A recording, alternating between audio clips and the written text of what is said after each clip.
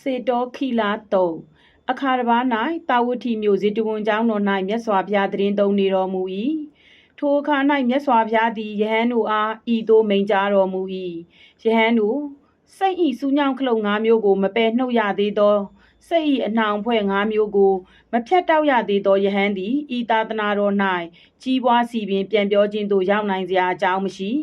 ယဟန်တို့စိတ်ဤစူးညောင်းခလုတ်၅မျိုးသည်ဘယ်နည်းဟုမူဤသာသနာတော်၌ယဟန်တစ်ပါးသည်ဖျားတရားတန်ခါအစစ်ရှိမရှိ၌ယုံမတန်တရားဖြစ်၏ကျင့်စရာကျင့်သိက္ခာရှိမရှိ၌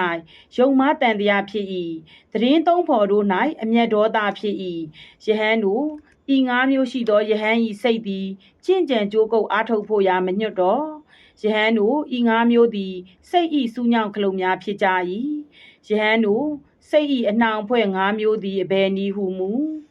ဤသာသနာတော်၌ယဟန်သည်ကာမဂုဏ်၌တက်မှတ်မှုမကင်းသူဖြစ်၏မိမိခန္ဓာကိုယ်ကိုတက်မှတ်မှုမကင်းသူဖြစ်၏အပြင်ပယုတ်၌တက်မှတ်မှုမကင်းသူဖြစ်၏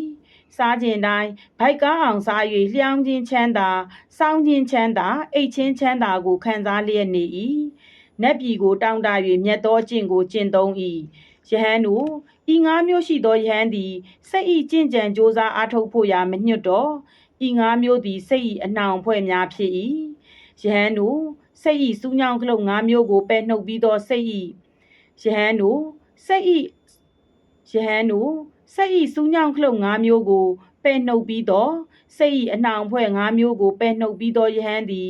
ဤသာသနာတော်၌ကြီးပွားစီပင်ပြန်ပြောခြင်းသို့ရောက်နိုင်စရာအကြောင်းရှိ၏ယဟန်တို့ထိုယဟန်သည်စန္နိဒိဋ္ဌိပတ်